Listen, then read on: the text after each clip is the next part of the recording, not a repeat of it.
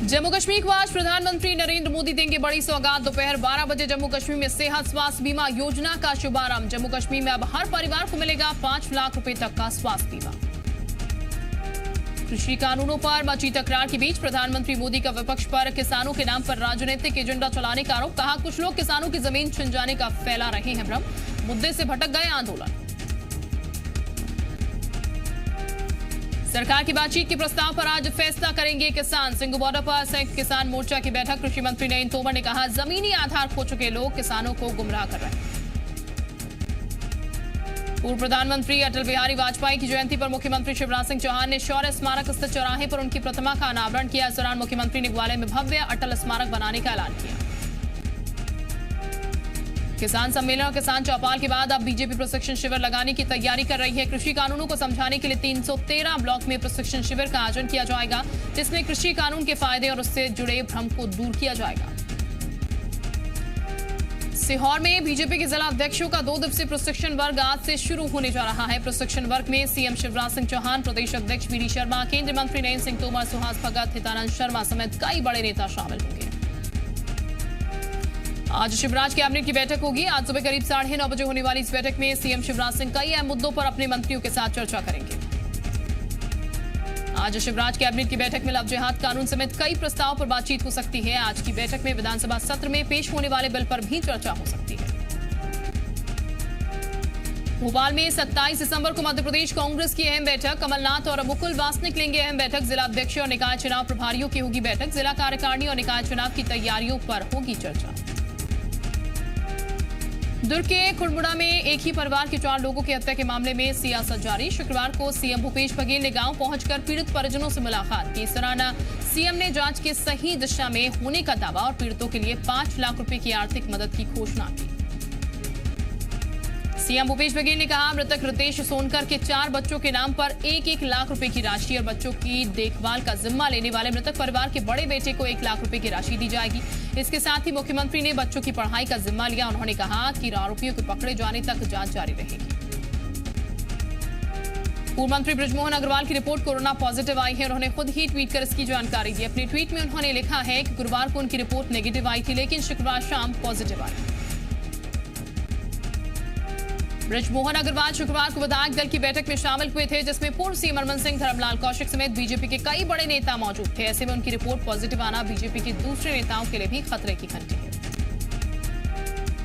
मध्य प्रदेश विधानसभा का शीतकालीन सत्र 28 दिसंबर से 30 दिसंबर तक चलेगा। कांग्रेस ने 28 दिसंबर को ट्रैक्टर से विधानसभा पहुंचकर घेराव करने का ऐलान किया। कलेक्टर अविनाश लवानिया ने नया आदेश जारी किया, जिसके तहत विधानसभा परिसर के 5 किलोमीटर के अंदर ट्रैक्टर के प्रवेश पर प्रतिबंध रहेगा। जिला प्रशासन के आदेश के अनुसार 28 दिसंबर से 30 दिसंबर तक भारी वाहन, ट्रक, ट्रैक्टर, डंपर और धीमी गति से चलने वाले वाहन, तांगा, बैलगाड़ी के आवागमन पर पूरी तरह प्रतिबंध है। ये भी बता दें कि कलेक्टर ने 28 दिसंबर सुबह 6 बजे से 30 दिसंबर रात 12 बजे तक विधानसभा के पास पहले ही धारा 144 लागू करने का आदेश जारी किया। विधानसभा सत्र के दौरान भारी और धीमी गति से चलने वाले वाहनों की एंट्री पर बैन को कांग्रेस ने तुगलकी फरमान बताया। कांग्रेस का कहना है कि बीजेपी सरकार डरी हुई है। वो कांग्रेस को जनहित के मुद्दे उठाने से रोकना चाहती है। मध्य प्रदेश में सरकारी कार्यक्रम में कन्या पूजन करने के फैसले का महिला कांग्रेस ने स्वागत किया। महिला कांग्रेस की प्रदेश अध्यक्ष मांडवी चौहान ने कहा है कि महिलाओं को आत्मनिर्भर और उनकी सुरक्षा में ठोस उपाय भी सरकार करे। शिवराज सरकार ने सभी सरकारी कार्यक्रम के पहले कन्या पूजन का आदेश दिया, जिसको लेकर कमलनाथ ने सरकार पर हमला बोला। कहा, बेटियों की सुरक्षा की ज्यादा जरूरत है। कमलनाथ ने कहा कि कन्या पूजन के फैसले का स्वागत है, लेकिन कन्या पूजन करना ही काफी नहीं है। उन्होंने पूछा, क्या बेटियों को सुरक्षा देने का दायित्व सरकार का नहीं? कमलनाथ ने कहा, आंकड़े खुद बताते हैं कि आपकी पिछली और वर्तमान सरकार में बहन बेटियों की सबसे ज्यादा असुरक्षित है। कमलनाथ ने भी कहा कि प्रदेश में हर दिन मासूम बच्चियां दंड का शिकार हो रही हैं। उन्होंने कहा कि एक तरफ कन्या पूजन का आदेश सरकार देती है, वहीं दूसरी तरफ 1 महीने में शहडोल में 30 मासूम बच्चे मौत की आगोश में समा चुके हैं। कमलनाथ के दिल्ली दौरे से उन्हें दिल्ली में बड़ी जिम्मेदारी देने के सियासी कयास लगाए जा रहे हैं। पूर्व मंत्री सज्जन सिंह वर्मा ने कहा है कि कमलनाथ को केंद्रीय नेतृत्व दिल्ली में जिम्मेदारी देना चाहता है। उन्होंने भी कहा कि मोतीलाल वोरा, अहमद पटेल के बाद कांग्रेस में वैक्यूम आया है, जिसको भरने के लिए केंद्रीय नेतृत्व बुला रहा है। कमलनाथ को दिल्ली में मिलने वाली जिम्मेदारी पर बीजेपी ने चुटकी ली। बीजेपी ने कहा कमलनाथ पर पॉलिटिकल स्ट्राइक हो गई है। बीजेपी ने भी कहा कि दिग्विजय सिंह की रणनीति काम आ गई, अब एमपी से कमलनाथ की विदाई होगी।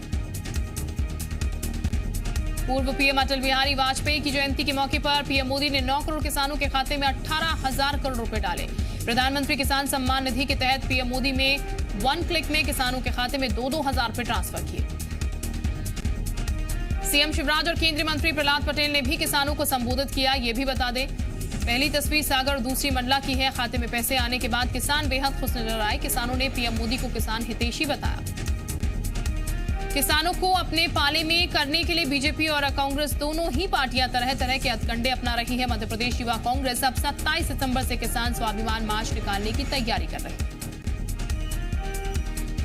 किसान आंदोलन के समर्थन में ये मार्च निकाला जाएगा, जिसमें कृषि कानूनों को निरस्त करने की मांग की जाएगी। इस मार्च में युवा कांग्रेस के राष्ट्रीय अध्यक्ष श्रीनिवासन भी शामिल होंगे। इसके साथ पूर्व सीएम कमलनाथ और दिग्विजय सिंह भी इस मार्च में मौजूद रहेंगे। किसानों से जुड़ी कई मांगों को लेकर बीजेपी विधायक दल ने शुक्रवार को धरना प्रदर्शन किया। आजाद चौक पर गांधी प्रतिमा के पास रमन सिंह, विष्णुदेव साय, धर्मलाल कौशिक समेत सैकड़ों कार्यकर्ताओं ने धरना दिया। बीजेपी ने किसानों की खुदकुशी, मुआवजे की मांग, धान खरीदी की समय सीमा बढ़ाने, किसानों की समस्याओं के निपटारे समेत कई मांगों को रखा। रमन सिंह ने कहा है कि कांग्रेस को अपने घोषणा पत्र का वादा नहीं याद है। किसान परेशान हैं, धान बेचने में दिक्कत हो रही है। उन्होंने ये भी कहा कि किसान खुदकुशी कर रहे हैं। सीएम भूपेश बघेल पर हमला बोलते हुए कहा कि सीएम की विधानसभा और उनके जिले में लगातार हत्याएं हो रही हैं। प्रदेश में कानून व्यवस्था ध्वस्त है। प्रधानमंत्री किसान सम्मान निधि को लेकर कमलनाथ ने शिवराज सरकार पर हमला बोला। उन्होंने कहा कि चुनाव से पहले किसान के खाते में प्रधानमंत्री किसान सम्मान निधि की किश्त किसानों के खाते में डाली गई। उसके बाद नोटिस भेजकर किसानों से राशि वापस मांगकर किसानों का अपमान किया गया। कमलनाथ ने कहा कुछ किसानों को जितनी राशि दी गई थी उससे ज्यादा वापसी का नोटिस दिया गया। कमलनाथ ने भी कहा कि किसानों का अपमान करना, दमन करना इनकी आदत बन चुकी है। प्रधानमंत्री सम्मान निधि कार्यक्रम को लेकर पीएम ने कल देश भर के किसानों को संबोधित किया। इस दौरान उन्होंने धार जिले में एक किसान से वीडियो कॉन्फ्रेंसिंग के माध्यम से बातचीत की। चिकलिया गांव के मनोज पाटीदार ने पीएम से कृषि बिल को फायदेमंद बताते हुए इस बिल की पैरवी की। मनोज ने प्रधानमंत्री को यह भी बताया कि किस तरह पीएम सम्मान निधि के पैसे से उसे फायदा मिला। मनोज प्रधानमंत्री मोदी से बात कर काफी खुश नजर आए। पूर्व मंत्री लाखन सिंह यादव के बयान पर बीजेपी ने कांग्रेस पर निशाना साधा। मंत्री भाज सिंह कुशवाहा का कहना है कि उपचुनाव में जनता ने सच को स्वीकारा है। एमपी में कांग्रेस नेताओं के बीच कलह हो रही है। सीएम शिवराज एक तरफ माफियाओं को जमीन में गाड़ने की बात कहते हैं, तो दूसरी तरफ उनकी ही पार्टी के नेताओं पर जमीन कब्जाने और विरोध करने पर जिंदा जलाने की कोशिश का आरोप लगा। मामला दमोह के ख्वाजा खेड़ी का है। प्रसिद्ध राम जानकी मंदिर के महंत जयराम दास त्यागी ने बीजेपी नेता खड़गराम पटेल और उनके बेटे पर जिंदा जलाने की कोशिश का आरोप लगाया। महंत के मुताबिक राम जानकी मंदिर, जिसे शाला के नाम से जाना जाता है, उसके पास दुकानें और कीमती जमीन है जिस पर दबंग कब्जा करना चाहते हैं। महंत ने आरोप लगाया कि थाने में घंटों इंतजार के बाद भी शिकायत दर्ज नहीं की गई। उसके बाद सिटी एसपी के ऑफिस पहुंचकर आपबीती बताई। सीएसपी ने देहात थाने को एफआईआर दर्ज करने का आदेश दिया। सीएम शिवराज सिंह ने होशंगाबाद के बाबई में अटल बिहारी वाजपेयी की जयंती पर एक बार फिर से गुंडों माफियाओं को प्रदेश छोड़ने की धमकी दी। उन्होंने कहा मध्य प्रदेश छोड़ देना नहीं तो 10 फीट जमीन के नीचे गाड़ दूंगा।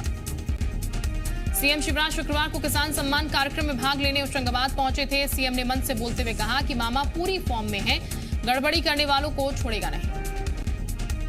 मुरैना पुलिस ने एक अंतरजातीय ठग गिरोह का भंडाफोड़ किया है। पुलिस ने इस गिरोह से जुड़े 4 लोगों को गिरफ्तार किया। इन सभी की गिरफ्तारी उस समय की गई जब ये नेशनल हाईवे पर कार में बैठकर ऑनलाइन लोगों के साथ ठगी कर रहे थे।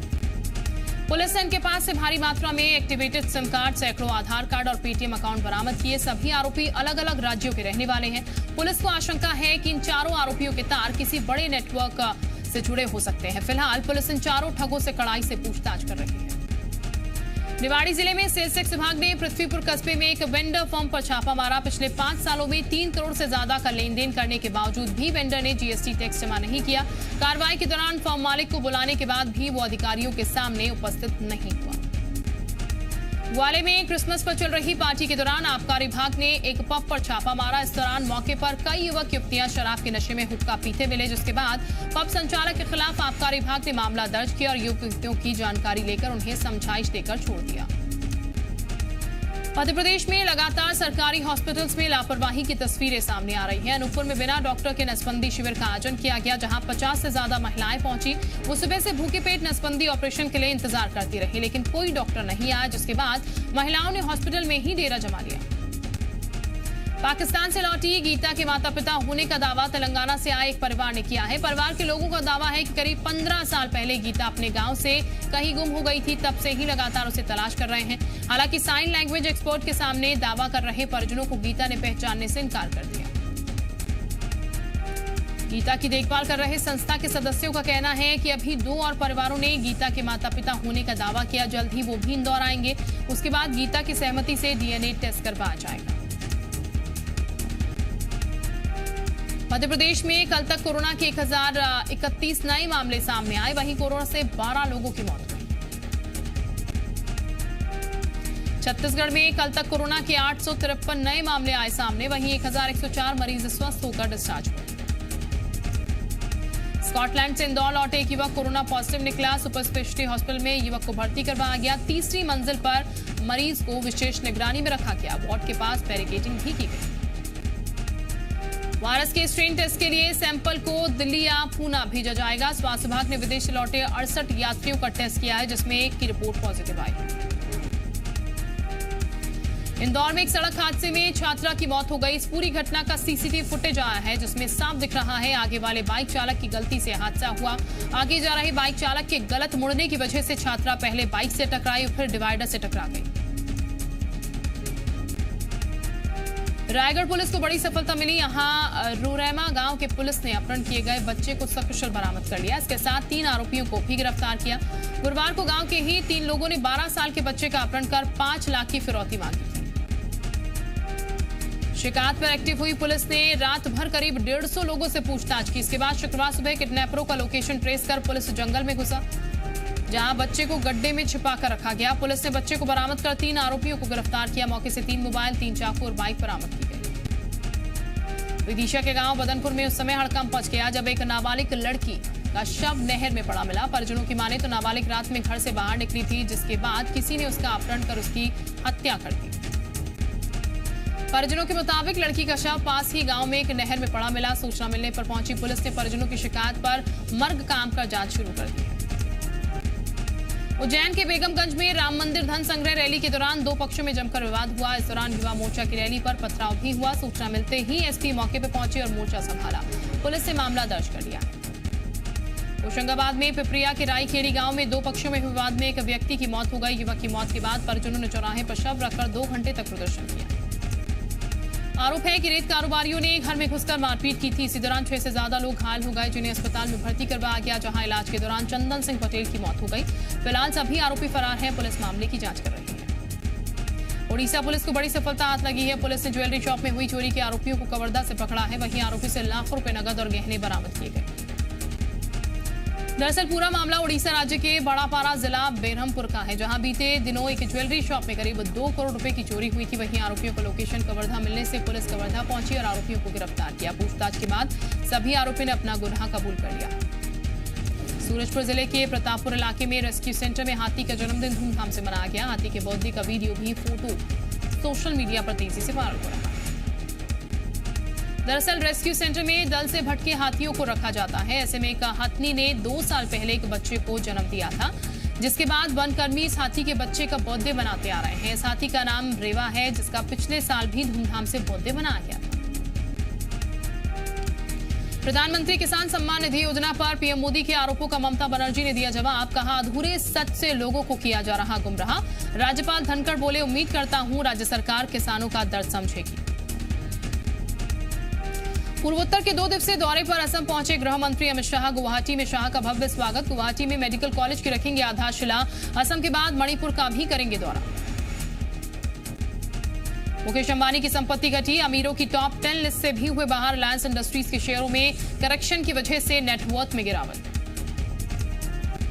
फटाफट लोन देने वाले ऐप्स के जरिए करोड़ों रुपए के घोटाले का खुलासा। आरबीआई की ऐसे मोबाइल ऐप से सावधान रहने की अपील। देश के सभी बैंकों में बुजुर्गों के लिए special FD scheme. Fix deposit में मिलेगा अधिक ब्याज। 31 दिसंबर है आखिरी तारीख।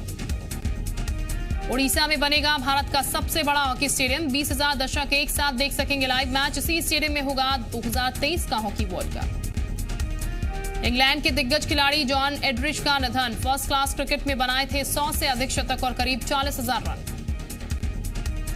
तेज गेंदबाज भुवनेश्वर कुमार 6 हफ्ते तक क्रिकेट मैदान से दूर रहेंगे। जांघ में चोट की वजह से मिला आराम। IPL 2021 में होगी वापसी। महाराष्ट्र के लातूर के 14 साल के पी हरिकृष्णा ने टेबल टेनिस में वर्ल्ड रिकॉर्ड बनाया। 1 घंटे में 9,512 ऑल्टरनेट हिट कर गिनीज बुक में अपना नाम दर्ज किया।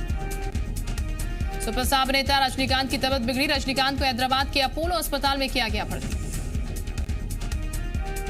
सुपरस्टार रजनीकांत की सलामती के लिए दुआओं का दौर। हैदराबाद में फेंस ने दरगाह में की इबादत। अपोलो में चल रहा है रजनीकांत का इलाज।